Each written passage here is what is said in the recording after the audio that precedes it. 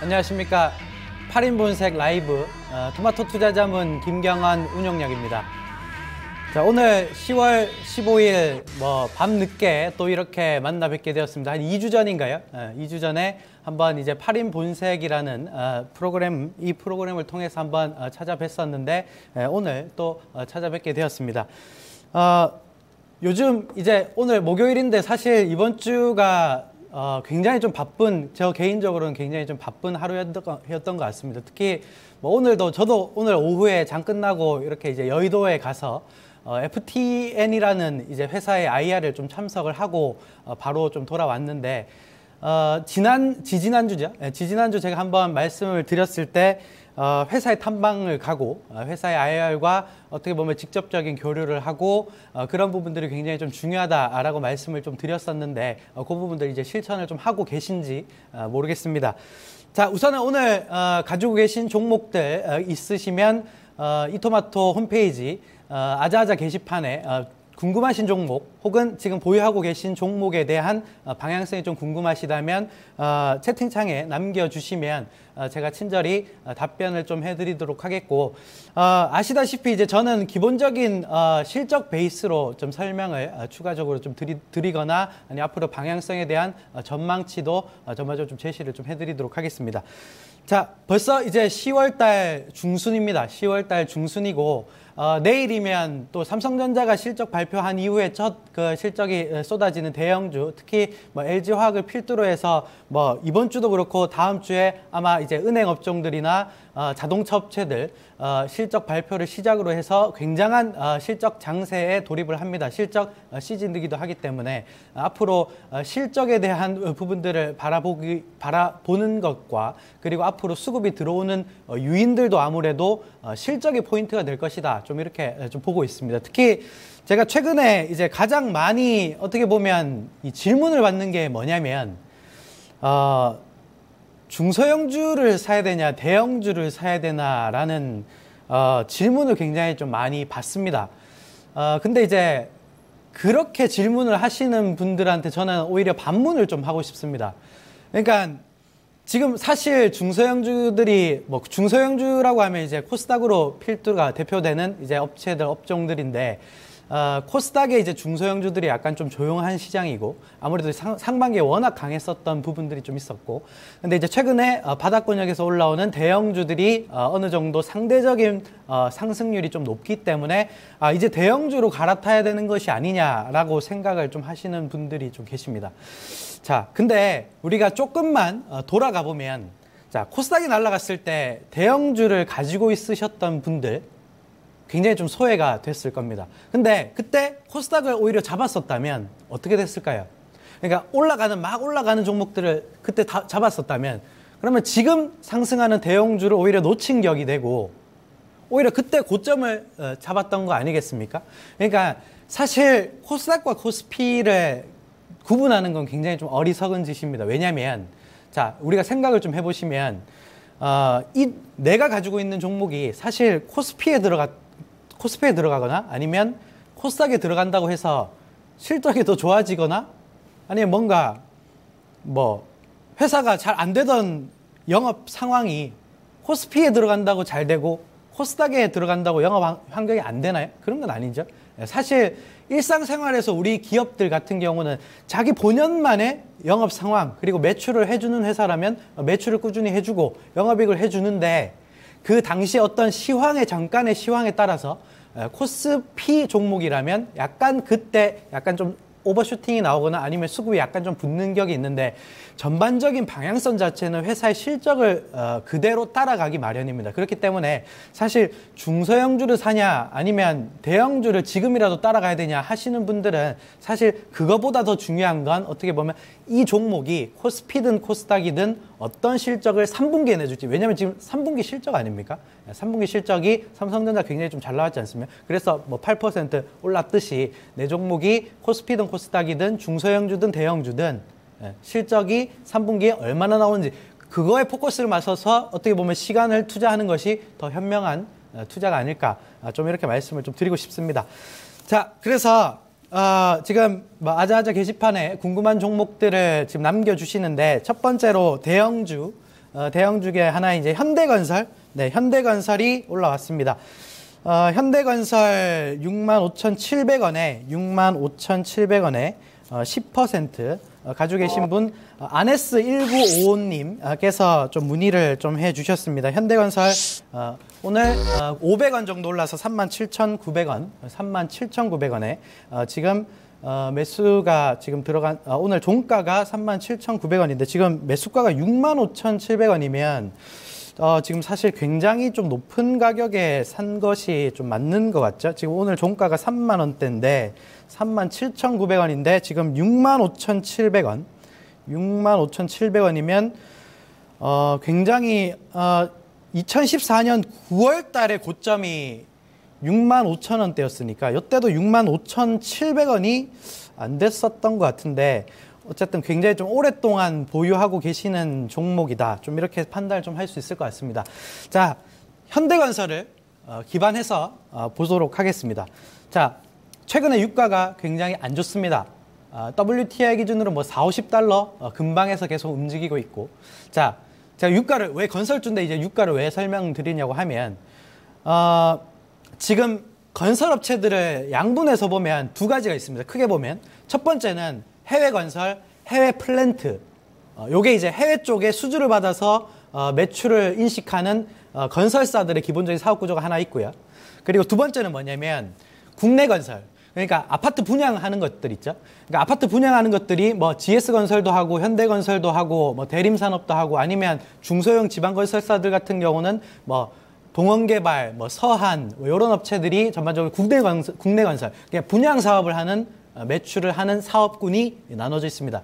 자, 근데 대형 건설사들, 우리나라의 대형 건설사들은 대부분의 매출 비중이 해외 건설, 해외 플랜트 이쪽에 매출 비중을 가지고 있고 현대건설도 마찬가지고요.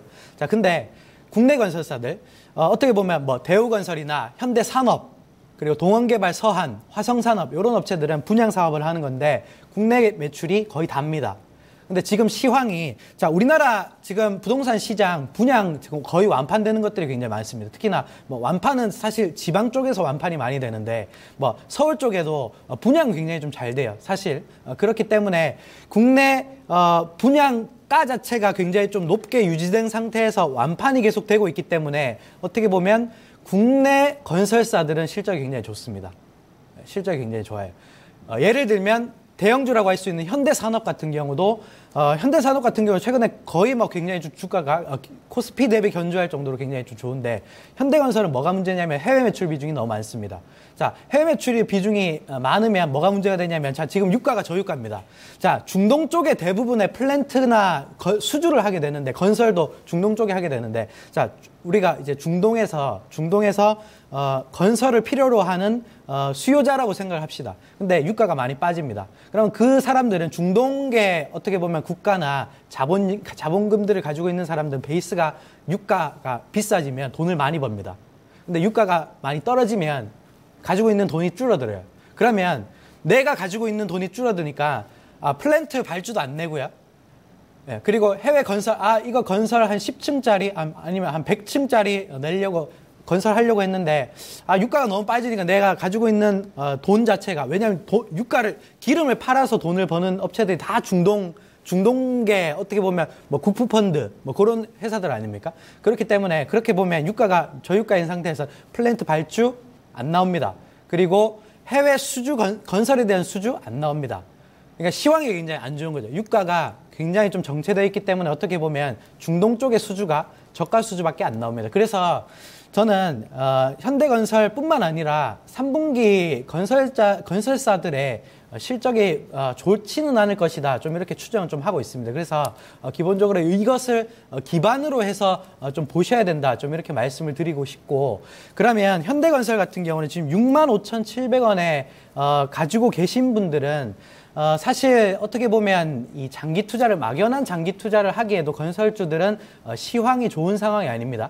시황이 좋은 상황이 아니기 때문에 어떻게 보면 약간 종목을 갈아타거나 이런 부분들이 좀 필요하다. 좀 이렇게 말씀을 좀 드리고 싶고 65,000원이면 사실 지금 가격에서 회복이 좀 되기는 좀 힘들다, 좀 이렇게 보고 있고, 기본적으로 이 회사가 PBR 기준으로 한 1배가 채 안 되는 수준이기 때문에 어떻게 보면 BPS 기준으로 1배 수준, 그러니까 어떻게 보면 한 5만 원권역대에서 한 4만 원권역대까지만 홀딩이 좀 가능하고, 그 이상권역으로 넘어가기는, 그러니까 본전에서 팔기에는 좀 힘들다. 아니면 비중이 지금 10% 정도밖에 안 되시기 때문에 어떻게 보면 기반한, 어떻게 보면 실적이 워낙 안 좋긴 하지만 PBR로 어떻게 보면 약간 장기 투자를 할 수 있으신 분들이라면 5% 정도에서 10% 정도 추가 매수를 하셔서 유가가 어느 정도 좀 올라오는 수순에 맞춰서 플랜트 발주나 어쨌든 사실 그 3, 4분기는 실적이 안 좋기 때문에 지금 저유가 베이스로 그렇게 가는 상황이기 때문에 어떻게 보면 건설주들은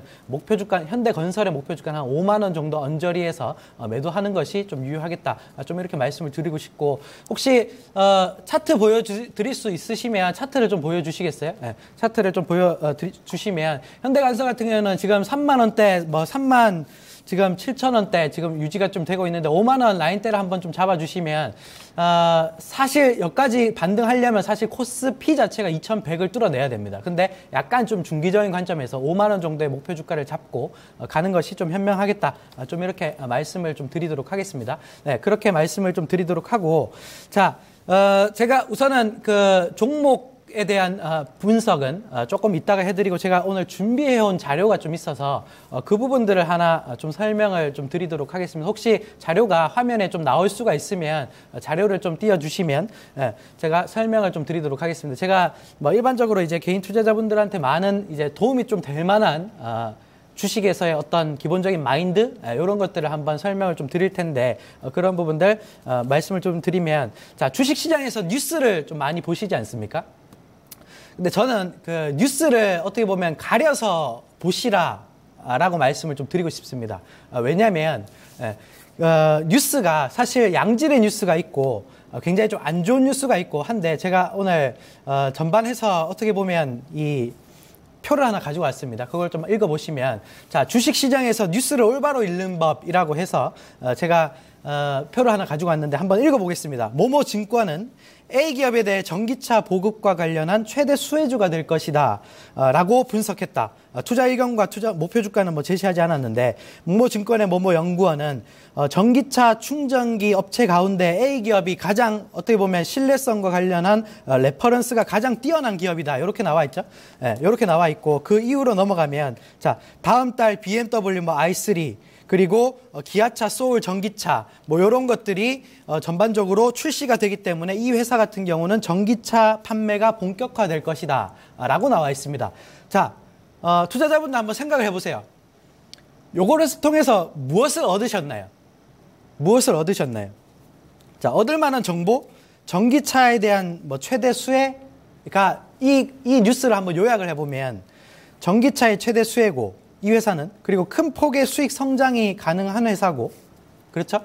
그리고 사업이 본격화될 것이다. 뭐 i30, 뭐 기아, 소울 전기차가 나오니까 이 회사 같은 경우는 수혜를 받을 것이다. 좀 이렇게 나오는데, 저는 여기서 얻을 수 있는 정보는 없다고 생각합니다.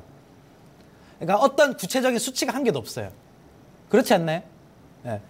뭐 사업이 본격화될 것이다. 큰 폭의 수익이 성장을 할 것이다. 그러면 얼마 정도 성장을 하는지가 구체적으로 제시가 되어 있지 않습니다. 저는 이 뉴스는 필요 없는 뉴스라고 좀 생각을 합니다. 제가 뭐를 말씀드리려고 하는지 이해 가셔야 됩니다. 자, 그러면 두 번째 그림을 제가 준비한 자료를 한번 보시도록 하겠습니다. 자, 모모증권은 B기업에 대해 국내 최초 초음파 진단기기 생산업체로 기기 고령화로 인해서 초음파 진단기기 시장이 성장의 수혜가 예상된다라고 나와 있죠. 나와 있고, 좀 더 자세하게 보시면 2009년도 국내 초음파 진단기 시장은 697억 원, 그리고 2012년도에는 979억 원으로 3년간 연평균 12% 증가했다라고 나오죠.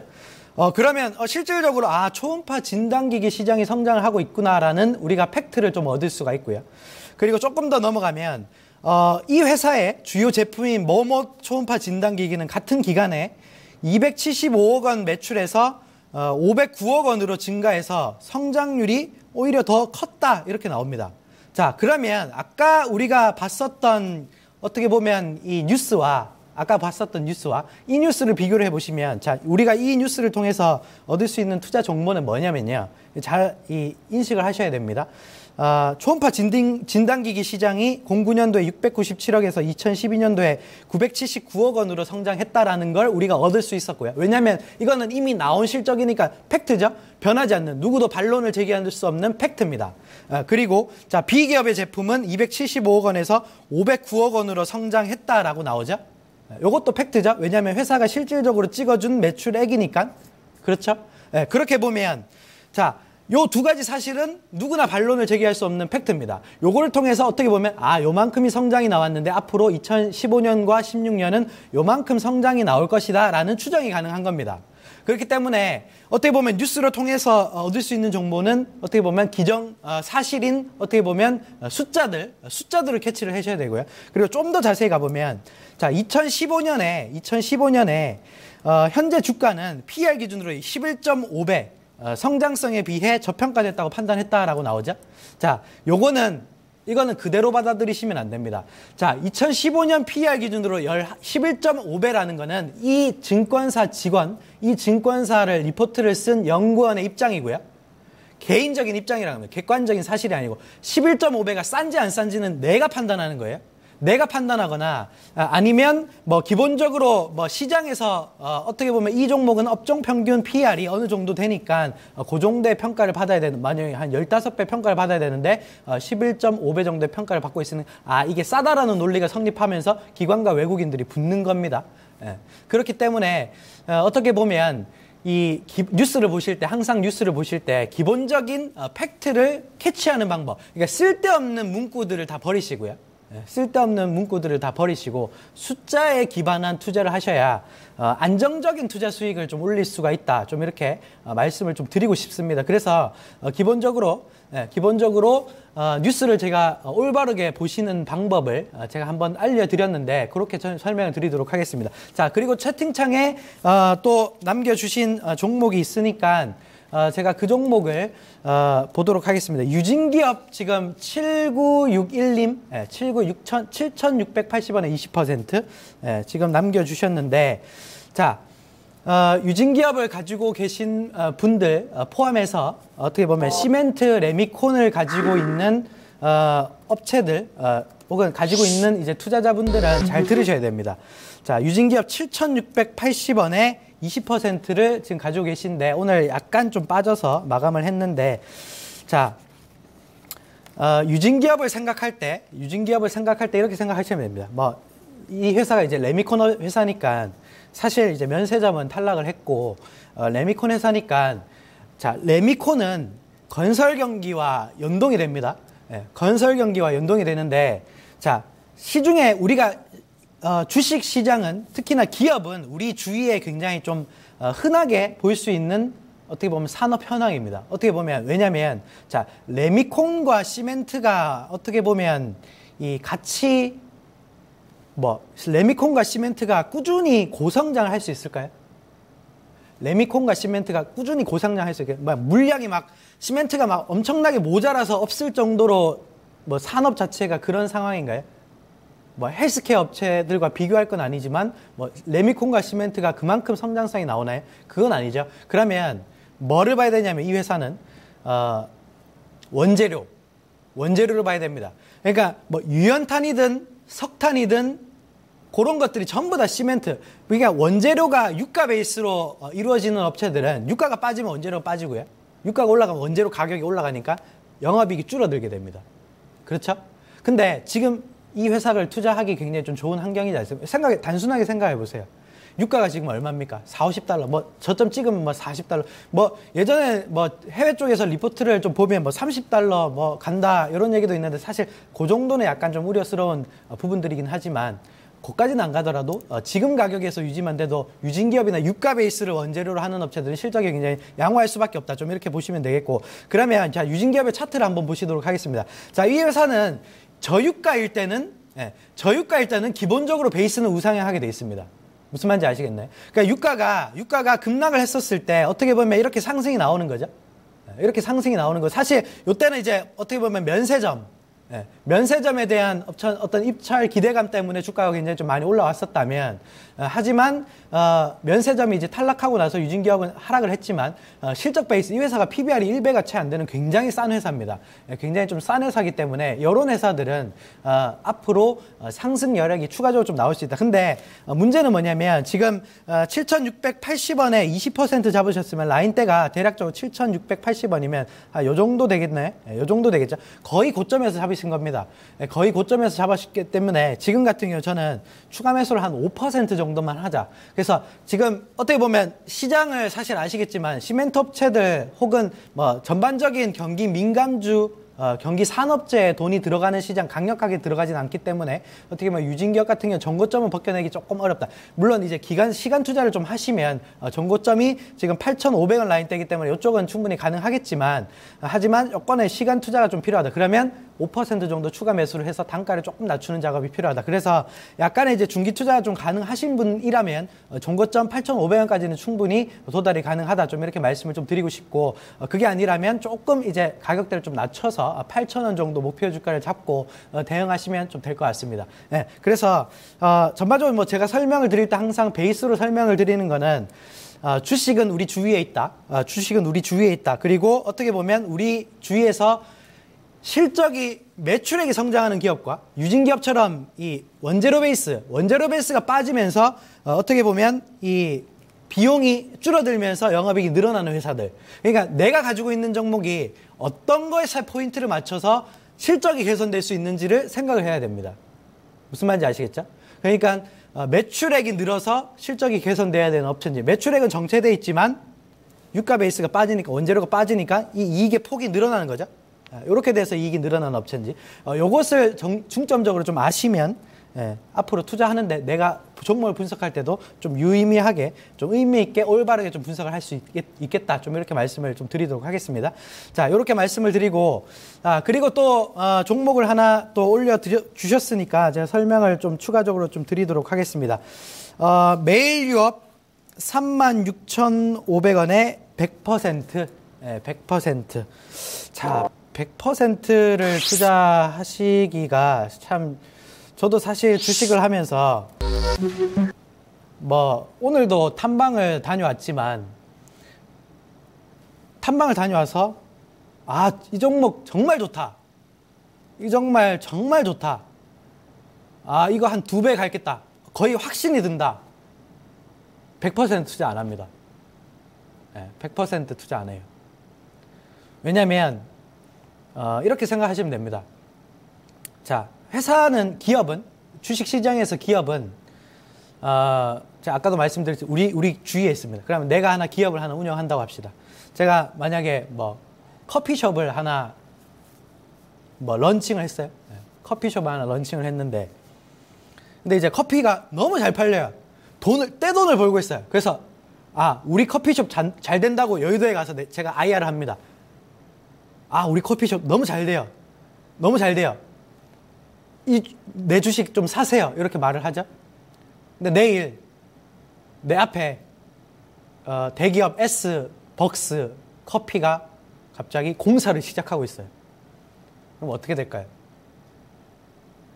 어제와 오늘의 업황이, 내 커피 사업에 대한 업황이 완전히 달라졌죠. 180%인가요? 네. 완전히 달라졌죠. 자, 이럴 수가 있다는 겁니다. 그러니까 매일 유업 좋죠. 사실 매일 유업 뭐 중국에서 분유 잘 팔고 예전에는 엄청나게 고성장해서 프리미엄도 굉장히 많이 받고, 근데 매일 유업 투자해서 하셨던 분들 깜짝 놀랐을 겁니다. 왜냐하면 중국이 분유 검열을 하기 시작했어요. 물론 이제 이 회사는 시간이 지나서 지금 통과를 하긴 했지만 분유 회사들이 워낙 난립하고, 이게 분유는 아기들이 먹는 거 아닙니까? 그렇기 때문에 이게 건강상의 문제가 있기 때문에 검사를 굉장히 많이 합니다. 그러니까 수출을 할 때, 통관할 때 이 기본적인 기술에 대한 검증을 받지 않으면 수출을 못 해줘요. 근데 중국이 그걸 하기 시작한 겁니다. 그러면 중국이 그걸 하기 시작하면 그동안 수출을 못 하겠죠. 왜냐하면 검열에 들어가니까. 그래서 분유 수출을 못 했었어요. 매일 유업이. 무슨 말인지 아시겠죠? 제가 말씀드리고 싶은 부분들이 뭐냐면, 자, 메일유업 회사 좋습니다. 회사 좋고, 분유도 잘 팔고 있어요. 중국의 분유 시장 굉장히 고성장해요. 물론 이제 어떻게 보면 해외 기업들이 워낙 많이 진출을 하다 보니까 이제 자국 기업들을 좀 살리기 위해서 계속 뭐 자국 기업들에 대한 뭐 드라이브를 좀 걸어주고 하는 정부의 약간 정책적인 부분들도 있지만, 어쨌든 메일유업은 그래도 수출 검열도 통과했고 예전에 수출했던 거를 충분히 회복시킬 수 있는 부분들인데 100%는 약간 좀 힘들다라고 보고 있는데, 그래서 어쨌든 100% 사셨으니까 제가 분석을 좀 해드리도록 하겠습니다. 우선은 차트가 나올 수 있으면 차트를 좀 보여주시도록 하겠습니다. 지금 오늘 종가가 한 37,000원 정도 되나요? 오늘 1% 정도 마감했는데, 그래도 100%라도 사실 36,000원에 잡으셨으면 뭐 크게 비싸게 사신 건 아니기 때문에 그래도 가격대는 잘 잡으셨다, 좀 이렇게 말씀을 좀 드리고 싶고, 이 회사의 포인트는 제가 말씀드렸듯이 우리나라 우유 많이 판다? 이거 절대 아닙니다. 우리나라 우유 시장은 저성장이고 아니면 뭐 역성장이 될 수도 있어요. 역성장. 왜냐하면 우유 안 먹기 때문에 요즘에 우유 안 먹고, 포인트는 뭐냐면 중국 분유입니다. 근데 이 회사가 올해 상반기에 검열에 대한 수출 회복이 조금씩 이루어지고 있습니다. 이루어지고 있는데, 문제는 뭐냐면 음식료 섹터라서 약간의 이제 밸류에이션 부분들이 예전에 중국주만큼의 밸류에이션을 좀 못 받고 있기 때문에 그 부분들이 약간 좀 우려되는 것이다. 좀 이렇게 보셔야 되겠고, 주봉을 한번 좀 보시도록 하겠습니다. 주봉을 한번 보시면, 자, 라인대를 보면, 주봉을 좀 한번 보여주세요. 주봉을 한번 보면, 자, 정확하게 고점이 한 57,000원 정도? 57,000원 정도 됩니다. 요때가 중국의 분유 시장의 피크를 찍었을 때입니다. 피크를 찍었을 때. 근데 이 회사가 올해부터 수출이 좀 정상화되기 시작해서 어떻게 보면 차근차근 이제 수출을 찍어줄 텐데, 예전만큼 돌이키기엔, 왜냐면 예전보다 경쟁자들이 더 많아졌기 때문에 마켓시어가 조금 줄어들고 있거든요. 그렇기 때문에 전고점까지는 상당히 어렵다. 그래서 단기 박스권 상단 있죠? 45,000원. 요 정도는 충분히 가능하다라고 보고 있고, 요것도 약간 장기 투자를 좀 하셔야 됩니다. 제가 장기 투자를 왜 하시라고 하는 이유는 뭐냐면, 메일유업은 회복되는데 시간이 조금 오래 걸릴 것이라고 판단을 하고 있기 때문에 약간 장기 투자를 하셔야 한 45,000원 라인대를 어떻게 보면 터치를 좀 할 수 있을 것이다. 근데 45,000원대 오면 비중을 대폭적으로 좀 줄이셔야 돼요. 100%를 투자하시는 거는 사실 굉장히, 저는 사실 한 번도 100%를 투자한 적이 없는데, 100% 투자하시는 거는 굉장히 리스키한 매매법이기 때문에 약간 좀 보수적으로 좀 보시자. 좀 이렇게 앞으로도 투자를 하실 때 그 부분들을 좀 보수적으로 보시자. 좀 이렇게 말씀을 좀 드리도록 하겠습니다. 네, 자, 어느 정도 좀 도움이 되셨나요? 그래서 최근에 이제 장이 약간 좀 조용하다 보니까 어떻게 보면 궁금하신 종목들을 굉장히 좀 많이 올려주시는데, 대물 주식님께서 옵트론텍 종목 진단을 좀 남겨주셨습니다. 옵트론텍 한번 보시도록 하겠습니다.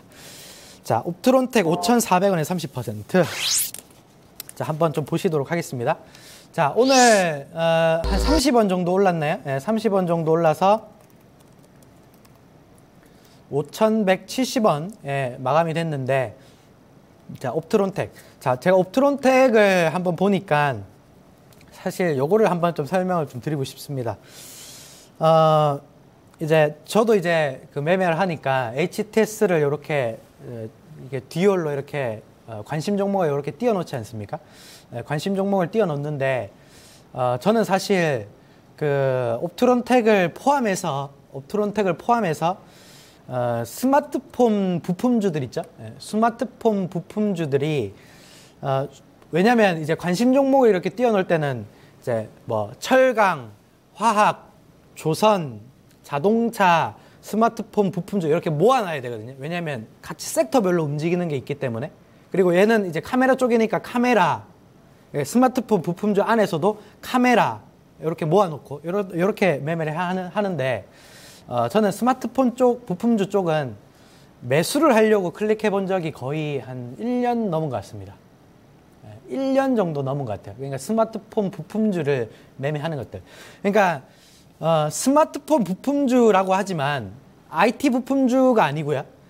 왜냐하면 IT는 반도체가 있고 스마트폰이 있습니다. 자, 삼성전자가 실적이 나왔죠? 3분기 실적이 나왔는데 그거 혹시 세세하게 분석해 보신 분들 계신가요? 반도체, 그리고 IM 사업부, DS 사업부, 세세하게 디스플레이 사업부 분석해 보신 분들 계신가요? 그거 보면 스마트폰 투자할 생각 안 드실 겁니다, 아마. 그거 보면. 스마트폰 투자할 생각이 안 드실 거예요. 왜냐면, 옵트론텍이든, KH바텍, 나머지 IT 스마트폰 부품주, 나노스, 이런 업체들 있죠?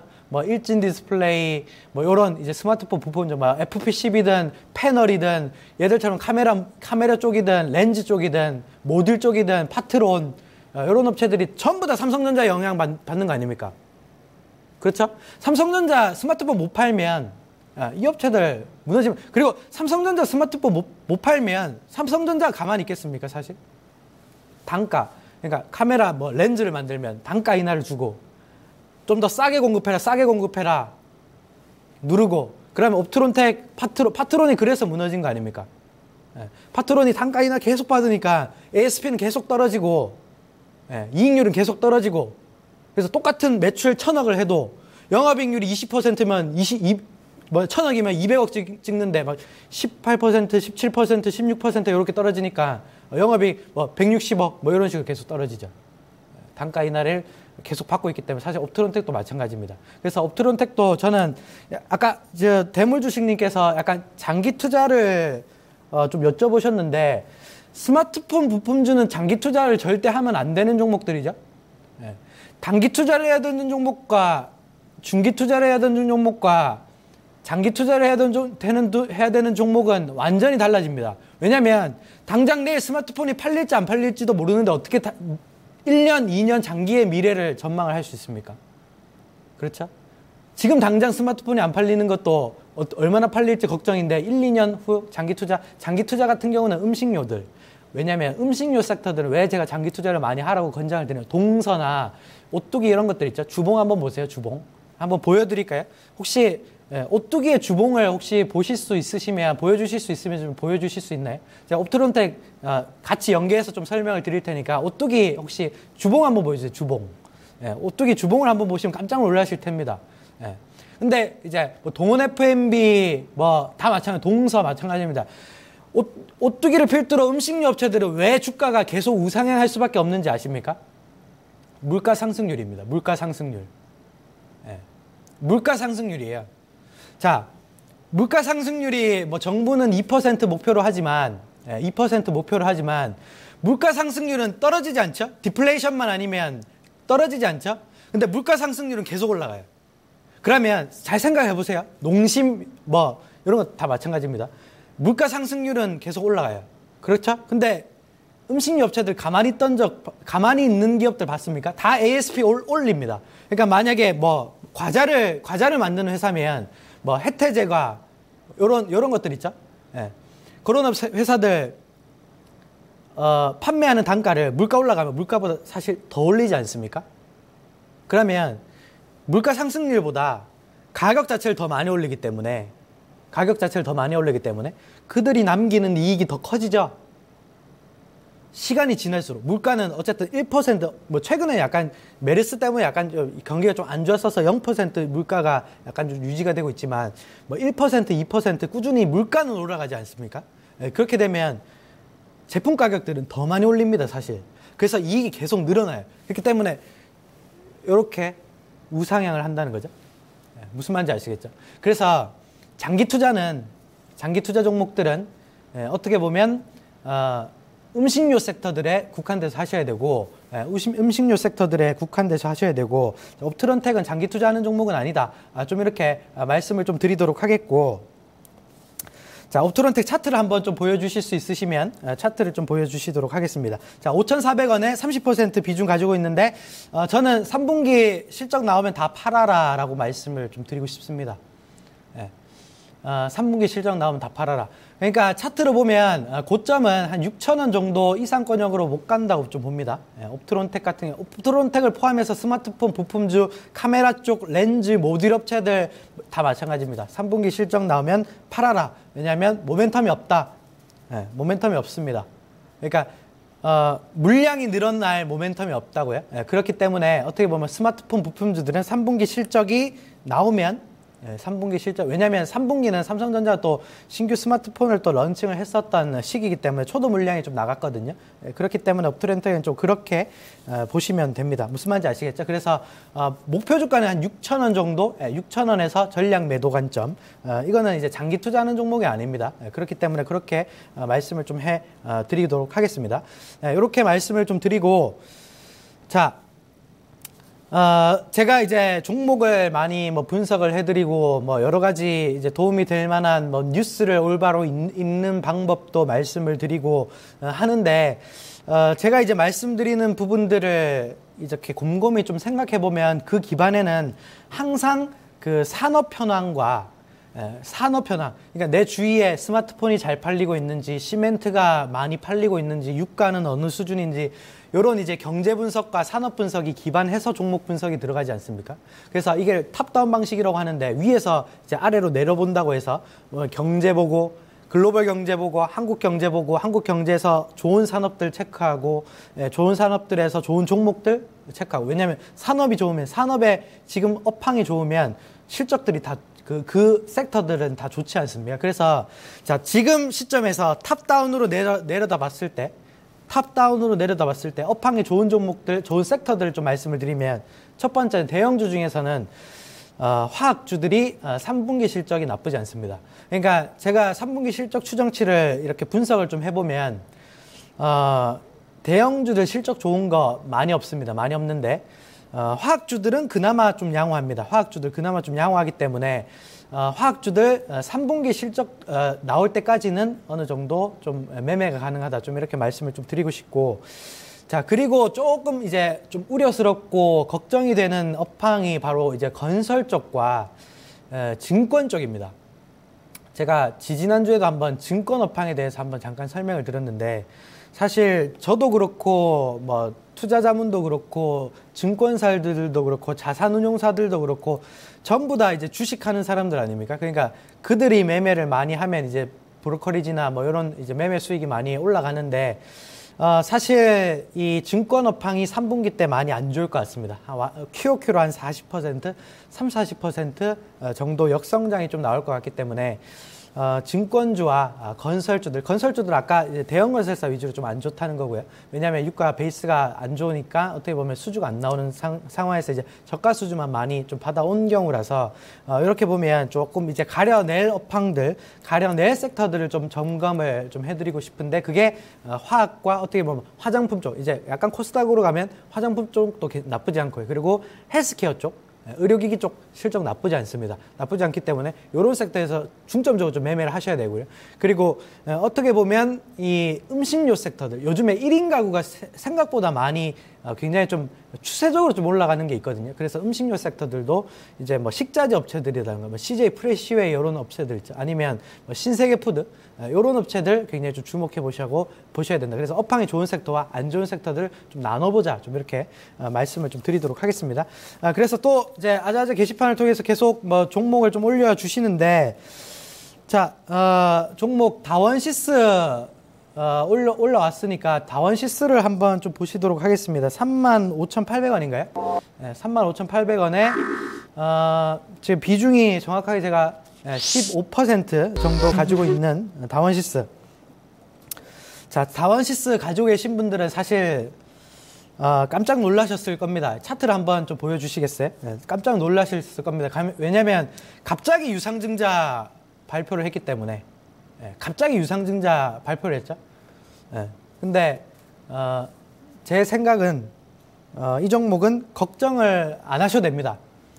제가 이 종목을 거의 완벽하게 분석을 좀 했었고, 예전에 다원시스 한 작년에 방송에서도 엄청 많이 좀 추천을 드렸던 종목인데, 거의 뭐 주가가 한 2배 이상 좀 올랐던 것 같은, 작년 말부터 계속 추천을 드렸었으니까 사실 굉장히 많이 올랐는데, 이게 이 회사가 어떻게 보면 이 원자력 발전소 만들거나 이제 에너지, 어떻게 보면 이제 전원 장치를 좀 만드는 회사입니다.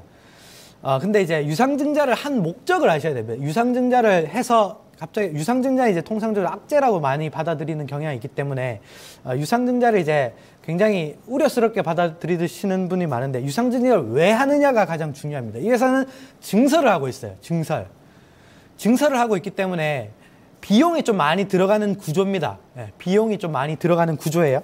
그렇기 때문에 어떻게 보면 비용이 많이 들어가면 증자를 좀 해서 재무구조가 좀 안 좋은 회사라면 증자를 좀 해서 어떻게 보면 이 자금을 조달해서서라도 매출을 늘릴 수 있는 증설을 해야 되죠. 그게 2016년 이후로 계속 나오기 때문에 이 종목은 전고점까지는 조금 힘들겠지만 왜냐하면 조금 이제 길게 투자하시면 뭐 전고점까지는 그때 2016년에 한번 EPS를 한번 점검을 해봐야 되겠지만 저는 최소 45,000원은 충분히 간다라고 보고 있기 때문에 지금 35,800원에 지금 15% 가지고 계신 분들이면 걱정하지 마시고 다원시스는 굉장히 좋은 기업입니다. 전원장치 쪽에서는 독보적인 기업이기 때문에 융합 전원장치 요게 이제 매출 비중을 가장 많이 차지하고 있는 부분인데 이쪽의 실적 성장성이 굉장히 좋을 겁니다. 굉장히 좋을 거기 때문에 최종 목표 주가는 한 45,000원 정도로 설정을 하시고 근데 이제 사실 굉장히 좀 많이 올라서 조정을 받는 국면이기 때문에 어떻게 보면 약간 이제 기간 조정은 좀 필요하겠지만 전반적으로 유상증자 이후에 충분히 유상증자 물량은 받으시고요. 받으시고 45,000원 정도의 목표 주가를 좀 잡으시고 가시면 되겠다. 좀 이렇게 말씀을 좀 드리도록 하겠습니다. 이렇게 말씀을 좀 드리고 자, 종목들 많이 올려주시고 궁금한 종목들도 굉장히 좀 많으시고 전부 다 이제 상담을 못 해주는 왜냐면 제가 한 종목이라도 사실 단순하게 이제 목표 주가를 그냥 산정해드리고 설명드리는 것보다는 이 종목이 어떤 업황을 가지고 있기 때문에 앞으로 얼마 정도 오를 수 있다라는 조금 구체적인 얘기를 좀 해드리기 위해서 지금 채팅창에 워낙 많이 올려주시기 때문에 어떻게 보면 다 설명을 다 못 드리지만 그래도 한 종목이라도 확실히 좀 산업에 대해서 전반적으로 좀 알고 이런 부분들이 좀 필요하기 때문에 어떻게 보면 약간 다 못 해드리도록 하나라도 좀 깊게 좀 해보시자 좀 이렇게 말씀을 드리도록 하겠고 저 또 한 종목이 좀 올라왔는데 최근에 뭐 급등한 종목 중에 하나가 좀 올라왔으니까 최근에 이제 급등한 것들 사실 주가 변동폭이 굉장히 좀 크니까 그런 종목들 위주로 좀 설명을 좀 드리도록 하겠습니다. 자, P&E 솔루션 7,380원에 40%인가요? 40% 5976님 5976님께서 P&E 솔루션 7,380원 오늘 6,070원 자, 6,070원에 40% 가지고 계신 분이신데 자, 제가 판단하기로는 이 P&E 솔루션을 지금 사신 분 있죠? 그러니까 5976님 약간 이제 매매를 복귀를 한번 해보세요. 내가 P&E 솔루션을 왜 샀는지에 대해서 한번 곰곰이 생각해 보세요. 그러니까 내가 7,380원에 40%를 담으셨어요. 그렇죠? 근데 7,380원에 40%를 내가 살 수 있었던 근거가 있었는지 내가 근거를 기본적으로 만들고 투자를 했는지를 생각해 보세요. 저는 P&E 솔루션이 7,380원에서 40% 비중으로 살만한 종목이 절대 아니라고 생각합니다. 이 회사가 왜 올랐냐면 자, 폭스바겐이 배출가스 소프트웨어를 조작해서 어떻게 보면 디젤 차량에 대한 우려감이 굉장히 많았죠. 그러니까 사실 디젤은 연비 아닙니까? 연비가 좋아서 디젤 차량을 타는 거죠. 그러면 디젤에 대한 우려감이 그러니까 디젤에 대한 산업 우려감이 줄어드는 거는 연비에 대한 중요성을 많이 가지고 있었던 차량 구매자들, 대기 구매자들이 자, 디젤 산업이 죽으면 이 수요자들이 전기차로 갈 수 있기 때문에 왜냐하면 연비를 중요하시는 분들이 디젤 차량을 많이 사시잖아요. 그러면 그 연비를 중요시하는 디젤 산업이 죽어버리면 이 대기 수요자들이 대기 차량 구매자분들이 이게 전기차로 갈 것이다 라고 생각을 해서 전기차 관련주들이 급등을 했죠. P&E 솔루션 차트 한번 보여주시겠어요? P&E 솔루션이 바닥권역에서 급등을 했습니다. 근데 실적은 계속 이 회사가 뭐 하는 회사냐면 자, 전기차 만들 때 충방전 시스템이 있어요. 이거를 충방전 시스템을 어디로 납품하냐면 2차 전지 납품 2차 전지 만드는 업체들 있죠. 2차 전지 만드는 업체들 누가 있습니까? SK이노베이션, 그리고 삼성 SDI가 2차 전지를 만들고 있죠. LG화학도 2차 전지를 만들죠. 그 회사의 충방전 시스템을 만드는 업체입니다. 근데 P&E 솔루션이 실적이 증가하냐? 전혀 아닙니다. 오히려 작년에는 뭐 적자를 했던 분기도 있고 흑자를 기록했던 분기도 있는데 기본적으로 회사는 성장을 못하고 있어요. 왜냐? 전기차 시장이 생각보다 빨리 올라오고 있지 않기 때문에. 무슨 말인지 아시겠나요? 그러면 자, P&E 솔루션은 지금은 테마입니다. 폭스바겐 배출가스 소프트웨어가 어떻게 보면 이슈가 사태가 커져서 전기차 테마가 붙어서 수급적으로 어떻게 보면 거래량이 터지면서 전기차 관련주들이 올랐던 건데 사실 삼성 SDI 실적이 개선돼서 올라갔습니까? 아닙니다. 기술적 반등이죠. 예, 그렇게 보면 P&E 솔루션을 저는 굉장히 어떻게 보면 성장성은 굉장히 좋아요. 왜냐하면 저도 그렇게 생각합니다. 전기차는 앞으로 우리가 탈 것이고 전기차가 나오게 되면 2차 전지는 당연히 수요가 나올 것이고 2차 전지 수요가 나오면 당연히 충방전 시스템은 또 납품을 받아야 되고 그러면 SDI 이노베이션한테 납품하는 회사가 뭡니까? P&E 솔루션이고 그러면 생각을 하시면 됩니다. 자, 전기차가 내가 정말 전기차를 타고 싶을 때 그때가 수요가 폭증하는 시기 아닙니까? 내가 전기차를 타고 싶고 아니면 옆집 아저씨가 전기차를 타고 다니고 근데 지금 전기차 사실 주위에 있습니까? 그나마 좀 볼 수 있는 게 디젤 차량, 하이브리드 요 정도만 있죠. 그렇기 때문에 P&E 솔루션은 아직까지는 시기상조다. 그래서 지금 산 가격대는 저는 거품에서 사셨다는 것을 확실히 좀 말씀을 좀 드리고 싶고요. 그러면 이 종목을 7,380원에 40% 담으셨으면 비중을 계속 줄이셔야 됩니다.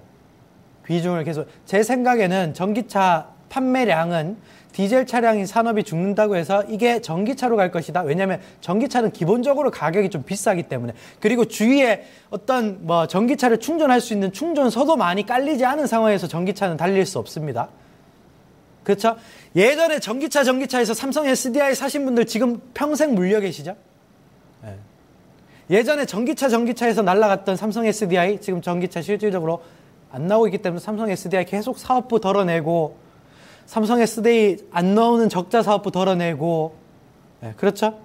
아쉽습니다. 왜냐면 전기차 좋은 거 압니다. 근데 내가 전기차 타고 싶을 때 옆집 우리 아버지, 우리 어머니, 우리 딸내미가 전기차를 사달라고 쪼를 때가 전기차 수요가 폭증을 하고 P&E 솔루션 수요가 폭증하는 시기다. 무슨 말인지 아시겠죠? 그러면 충방전 시스템은 이 회사 기술력이 엄청 좋기 때문에 그냥 막 공급을 할 겁니다. 무슨 말인지 아시겠죠? 그렇기 때문에 그 부분들을 좀 명확하게 좀 아셔야 된다. 그래서 약간 좀 우려되는 거는 급등한다고 따라가지 마시고요. 급등한다고 따라가지 마시고 내가 이 종목을 왜 샀는지 40% 사실 담으셨으면 좀 많이 담으신 거잖아요. 그렇기 때문에 이 종목은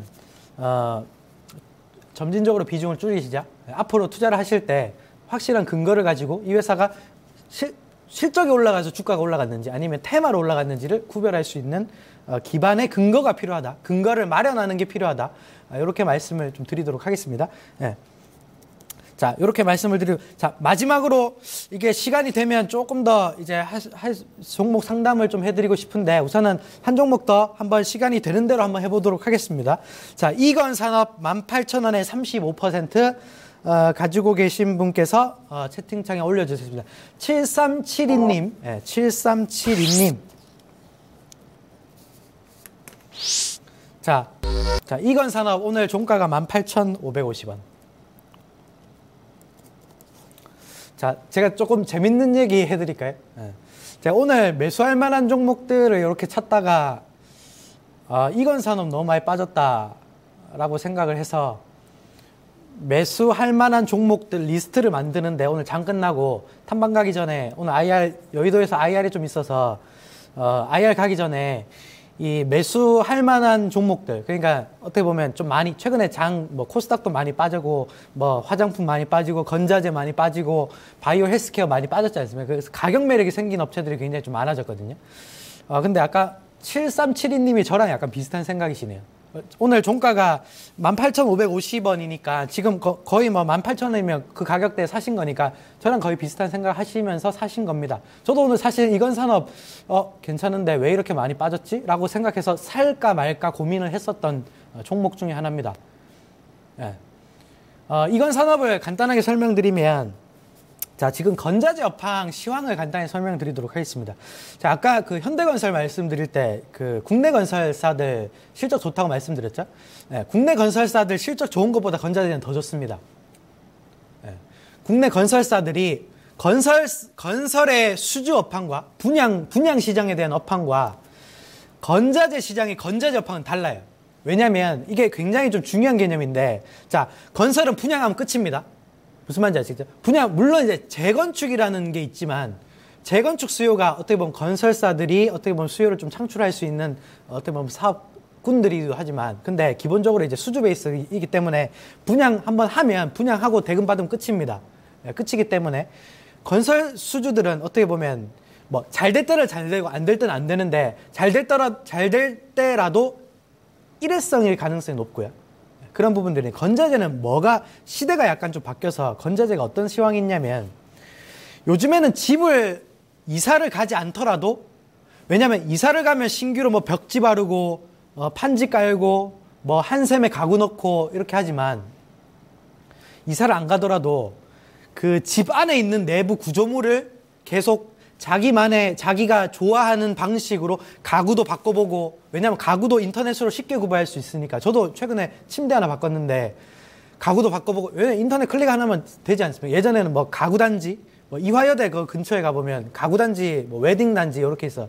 가구단지 이렇게 있고 한데, 가구단지에 가야 가구를 샀고, 뭐 건자재, 뭐 벽지 이런 거 샀고 이런데, 사실 시대가 많이 변했다 보니까 어떻게 보면 인터넷 시대의 수혜가 가구, 뭐 부엌 가구, 한샘이 그렇게 많이 주가 간 게 부엌 가구 많이 팔려서 NX 부엌 가구, 뭐 선창산업, 뭐 이건산업 이런 이제 판지 업체들 있죠. 네, 판지 업체들. 이런 업체들이 실적이 굉장히 좋다. 그래서 이건산업 같은 경우도 차트를 한번 좀 보여드리도록 하겠습니다. 차트를 한번 보시면 주가가 지금 18,000원대 지금 사셨으면 굉장히 잘 사셨다. 좀 이렇게 말씀드리도록 하겠고, 저는 시황이 나쁘지 않으면 25,000원 목표 주가 잡고 고점 30,000원까지도 충분히, 이게 약간의 장기 투자를 좀 하셔야 되는, 저는 한 25,000원 정도를 적정 주가로 봤거든요. 오늘 전반적으로 좀 보니까 밸류에이션은 건자재 중에서는 가장 쌉니다. 건자재 중에서 밸류에이션이 흑자 전환 한 종목 중에서 밸류에이션이 가장 싼 종목이 이건산업입니다.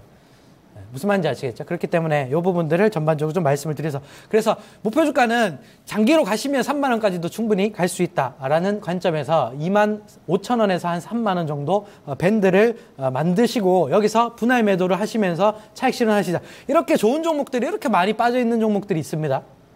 그렇기 때문에 그런 종목들을 이제 발굴하는, 그러니까 실적 좋은데 빠진 것들 있죠?